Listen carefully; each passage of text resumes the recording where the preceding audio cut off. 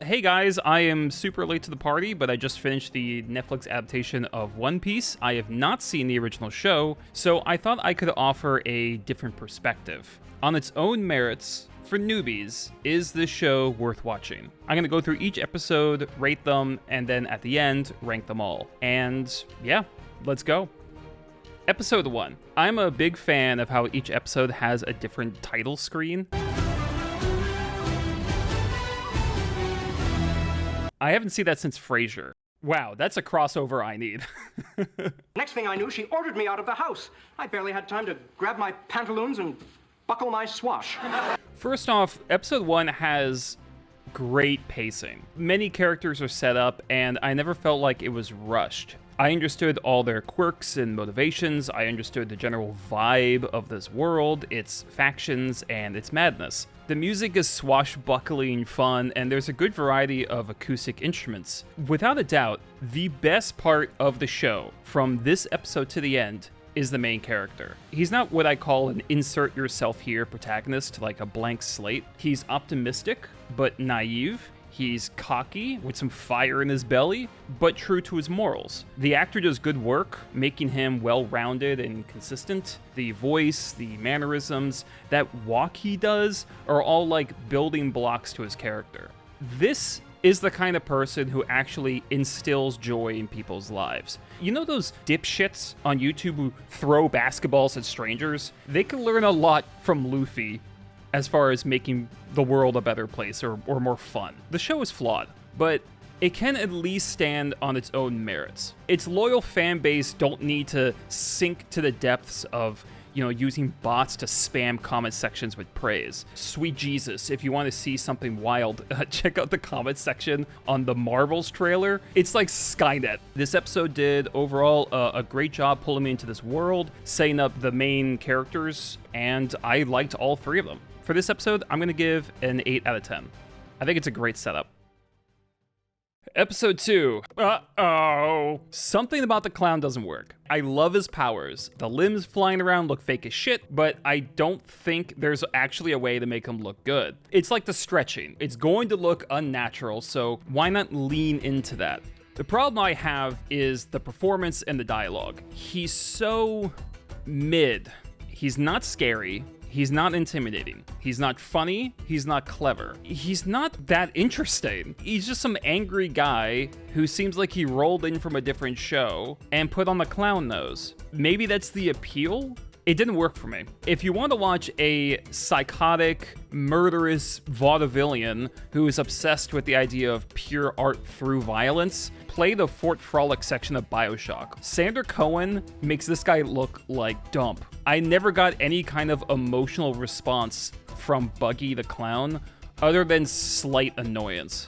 I'm also really disappointed with the sets and the visuals in general in this episode. Mixing circus and horror has been done a million times. And honestly, One Piece is not doing much to really innovate in this territory.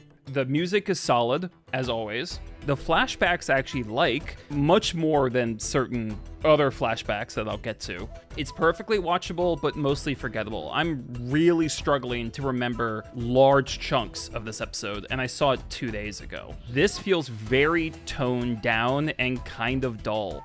I'm going to give it a 6 out of 10. All right, episode 3. I love how much color there is in this episode. The set decoration, while being a little random at points, does a good job setting the scene of the drama in this mansion. This woman is filthy rich, but she fantasizes about adventure. So all the rooms in the hallways are posh, but her bedroom is full of stars and colors, and it's like a little girl's room. Music continues to be great. There's a string refrain. It's like a single note that repeats over low percussion. It works very well. Also, props to making the girl actually look ill. The main crew continue to improve. Nami is getting more interesting each episode. I was really afraid they're gonna go some Disney girl boss with her. I am so happy they didn't do that. So the episode introduces Usopp, this guy. He's the storyteller and wannabe adventurer character. And he's really more of a cipher than anything. He's someone to function for this girl Kaya, but he's not very captivating as his own character. I have a lot more to say about other episodes, but overall, I liked this episode a lot, mostly for the visuals. It's striking. The plot itself is moving in a suspenseful direction, which I haven't really seen yet. 7 out of 10. Where do I start with episode 4? The butler and his pals have to be the stupidest villains I've ever seen in a show. Like, every part of their plan is so incompetent. But the biggest thing I just can't let go is the fact that they left a guy in a pit alive, and they're like, hey buddy, you forgot your weapons. The show is clearly going for this evil, meticulous thing with the butler, who has planned this for ages, but he's a fucking idiot. You have to be legitimately brain dead to do some of the things that they do. But if you have to completely contort and alter your characters in order for the plot to happen, go back and fix your script, because you're getting a "see me" on the top of your paper. Just to add gasoline into the wound, I didn't need the flashbacks. For Luffy, sure, he's the protagonist, but this corny bit with Zoro and the bad acting, I didn't need this. So many shows have become painfully, patronizingly obvious with their themes. It's the Barbie movie all over again. I get the sad past, but like, you keep cutting back like, oh, he's struggling in this fight, which matches the way he's struggling up the well. Holy fuck, how many times are you gonna play that card? It's such a Netflix show technique, and it's corny, it's contrived. I don't know how he was able to edit with one hand, you know, because he was clearly pleasuring himself with the other.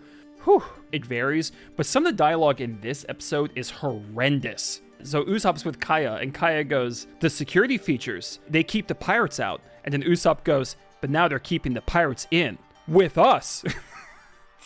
It's so bad.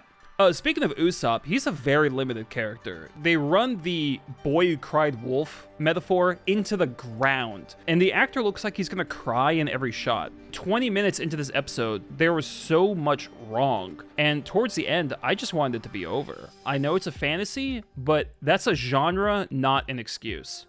This was a bad episode. 4 out of 10. Now we get to episode 5. This episode was dope! Usopp is on board, being useless and unfunny, but luckily we find a new location, the wonderfully designed restaurant on the ocean. I like the art direction in general. The restaurant pops with vibrancy from the set design all the way to the props. It's the first time I actually wanted to be in the world of the show. Sanji the cook is a nice addition, as well as the head chef. Sanji is like a mix of Luffy's passion and Zoro's dedication. The fight choreography is starting to get a little repetitive. Still, the Warlord is very fun to watch, and there's a particular shot of him cutting some bullets that's pretty badass. I think this episode probably has some of the coolest choices of music. There's a scene where Sanji starts talking about his main goal in life, and the music turns into this smoky, jazzy film noir kind of bit that not only works for the scene, but is unexpected. It's sexy. Halfway through episode 5, I didn't even realize it was half over. I mean, this episode flew by. Tension and comedy in the right places. Yeah, we do get Zoro flashbacks mid-fight, which is completely unnecessary. But overall, this was a great episode with excellent pacing, music, art direction, and it was great seeing all these characters continue to build a camaraderie. I give this one 8 out of 10. Loved it. Episode 6. Zoro's injury, it doesn't look that bad. Like, walk it off, bro. It doesn't look very deep. And they keep saying that he's lost a lot of blood, but there's like almost none. It's a very small thing. It does not affect my grade of the episode, but you know, blood would have been nice. Blood would have been kind of cool. Something I haven't pointed out, every episode there's a new costume for the main characters, and I like them every time. Did I mention I love Luffy? Love the guy. And one of Luffy's more interesting traits is his optimism. And in episode 6, we see the ramifications of that. Not only that, but his leadership in general is called into question. And it's good to see our gang face a threat that they may not weather. Can someone remind me why Usopp is in this show? If the answer is because of the original, then I don't give a fuck. I don't care. I don't care. He sucks in this show. He's worthless. The fight scenes are a little better in this episode. The twist is solid because I kept expecting a fake out that didn't happen. The flashback was well acted. It went on a little bit long, but it definitely established both the bond and tension between those two characters. For me, the best parts of this episode were focused on character building. I'm gonna give this one a 7.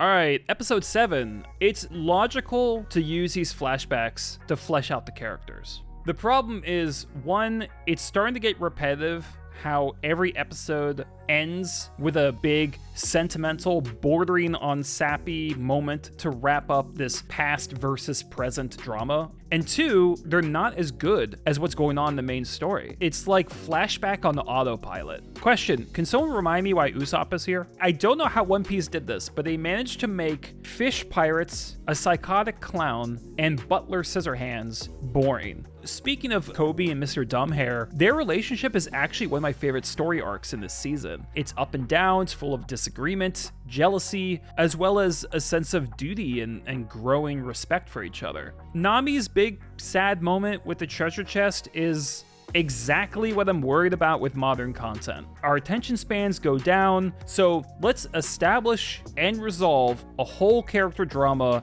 in 20 minutes. We'll blast the ever-living fuck out of the soundtrack and tell people to cry. It's really rushed. The music in this episode is not very good. I'm not sure what happened. It's like I'm watching Riverdale. Episode 7 is not a bad episode by any means. Some conversation scenes carry it. Luffy is wonderful as always. You know I love Luffy. But the story beats, the music, even the visuals are all a step down. And they have been ungraciously slathered in unearned melodrama. I have to give this one a 6.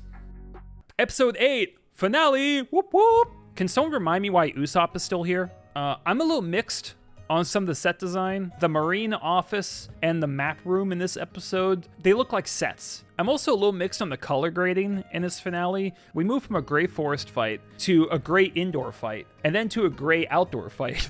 Not helping matters are the monologues that come across like PSAs. It reminded me a bit of the Daredevil series on Netflix. Really clunky dialogue instead of good action. I liked the fight between Garp and Luffy. It's essentially a dad spanking his son. The Wanted poster is a perfect climax to the crew's progress and a clever way to connect all the minor characters the crew met along the way. I had a perfectly fine time watching the episode, but I'm gonna have to go 6 out of 10 again. The way it wraps up is probably the best part, but there are a lot of bumps that get there. Overall, I like the season. I think there's a lot of potential here. I would give the entire season a 7 out of 10. Now, finally, is the ranking of the episodes. From worst to best, the badly written episode 4, shocker, the underwhelming episode 2, the penultimate episode 7, the finale, episode 8, episode 6, episode 3, runner-up is episode 1, which means that episode 5 is my pick for the best in the season. How would you rank the episodes? Why is Usopp still here? Let me know in the comments, say hi on Letterboxd or Discord so you can join one of these live streams, and check out the rest of the channel. Love all the support, and thanks for watching.